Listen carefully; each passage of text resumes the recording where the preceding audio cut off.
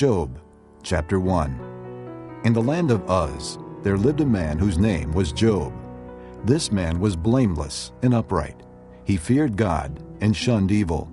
He had 7 sons and 3 daughters, and he owned 7,000 sheep, 3,000 camels, 500 yoke of oxen, and 500 donkeys, and had a large number of servants.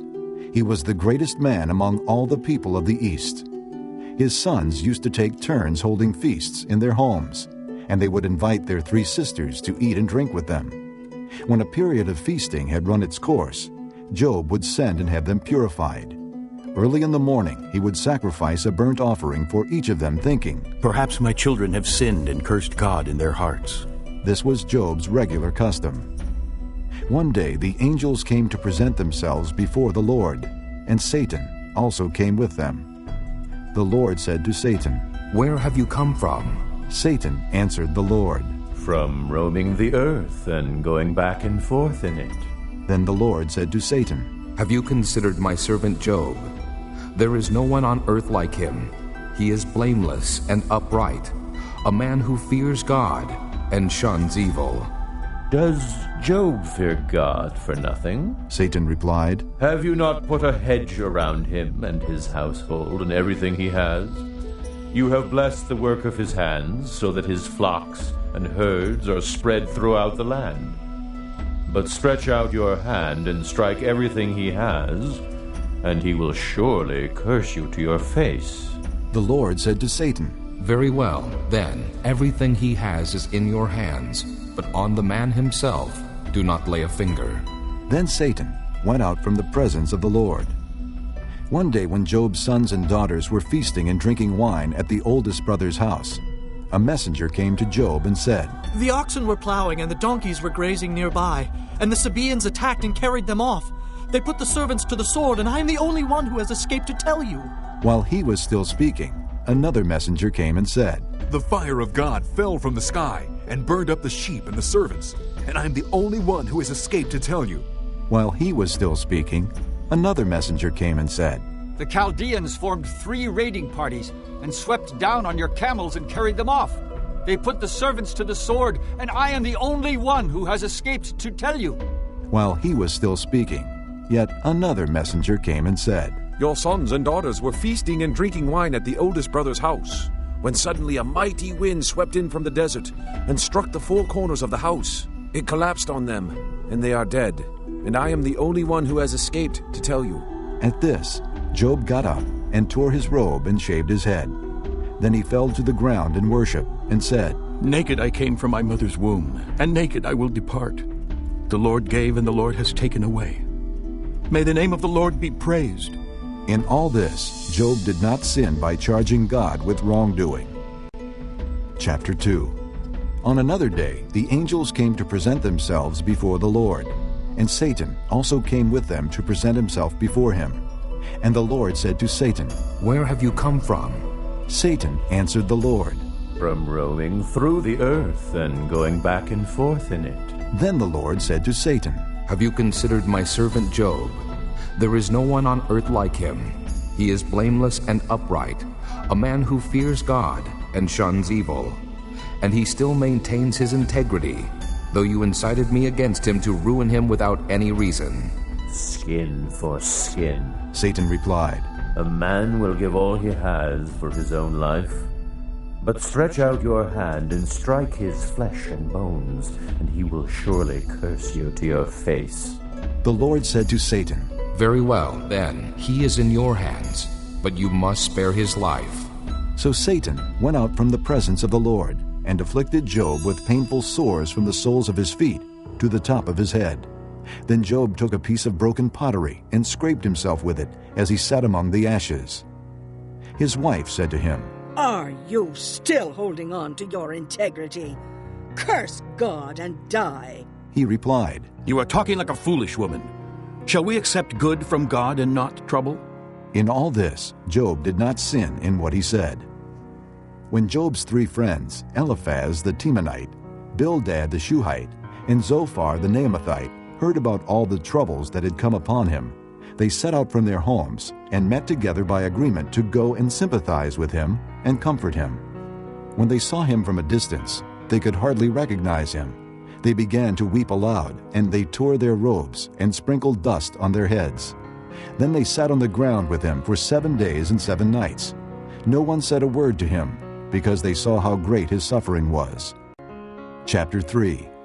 After this, Job opened his mouth and cursed the day of his birth. He said, May the day of my birth perish, and the night it was said a boy is born. That day, may it turn to darkness. May God above not care about it. May no light shine upon it. May darkness and deep shadow claim it once more.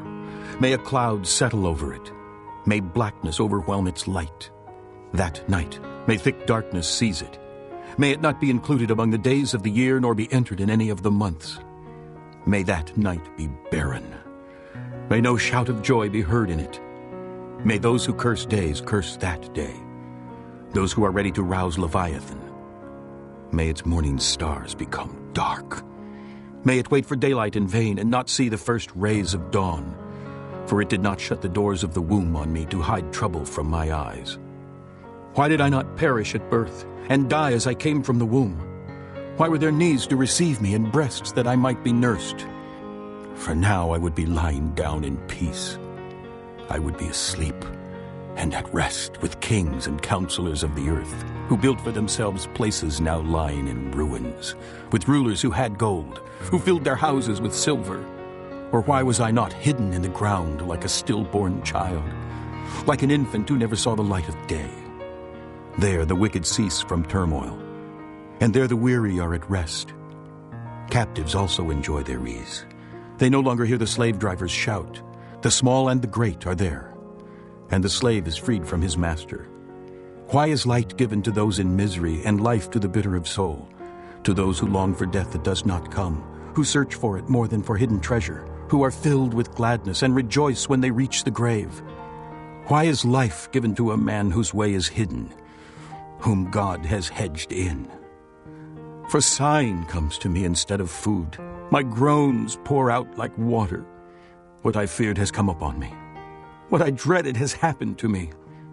I have no peace, no quietness. I have no rest, but only turmoil. Chapter 4.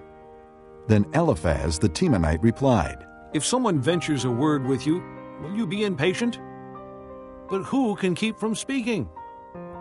Think how you've instructed many, how you have strengthened feeble hands. Your words have supported those who stumbled. You have strengthened faltering knees. But now trouble comes to you, and you are discouraged. It strikes you, and you are dismayed. Should not your piety be your confidence, and your blameless ways your hope? Consider now, who, being innocent, has ever perished? Where were the upright ever destroyed? As I have observed, those who plow evil and those who sow trouble reap it. At the breath of God they are destroyed. At the blast of his anger they perish. The lions may roar and growl, yet the teeth of the great lions are broken. The lion perishes for lack of prey, and the cubs of the lioness are scattered. A word was secretly brought to me. My ears caught a whisper of it. Amid disquieting dreams in the night, when deep sleep falls on men, fear and trembling seized me and made all my bones shake. A spirit glided past my face, and the hair on my body stood on end. It stopped, but I could not tell what it was. A form stood before my eyes, and I heard a hushed voice, Can a mortal be more righteous than God? Can a man be more pure than his Maker?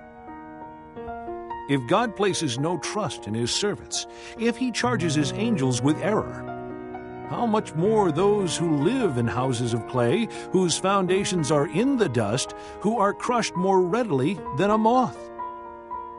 Between dawn and dusk they are broken to pieces. Unnoticed, they perish forever. Are not the cords of their tent pulled up so that they die without wisdom?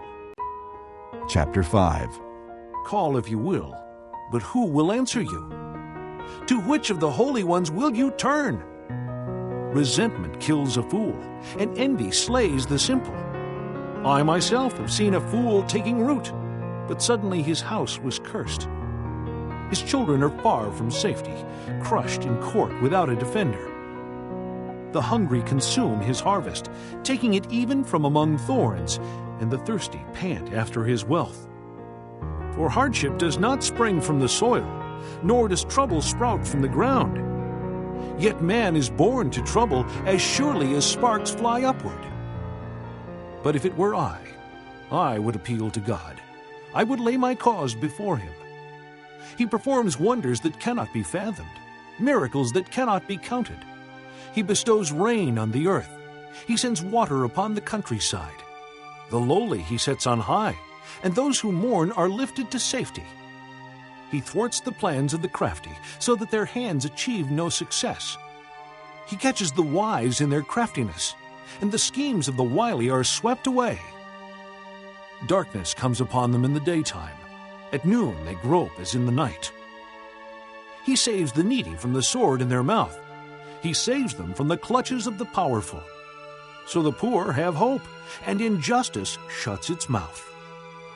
Blessed is the man whom God corrects. So do not despise the discipline of the Almighty. For he wounds, but he also binds up. He injures, but his hands also heal. From 6 calamities he will rescue you. In 7, no harm will befall you.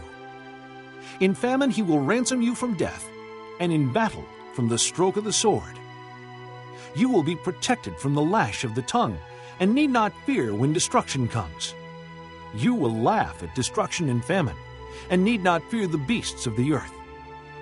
For you will have a covenant with the stones of the field, and the wild animals will be at peace with you.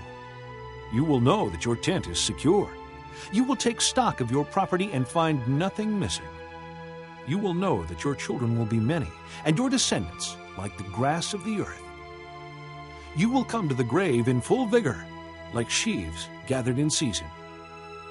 We have examined this, and it is true. So hear it, and apply it to yourself.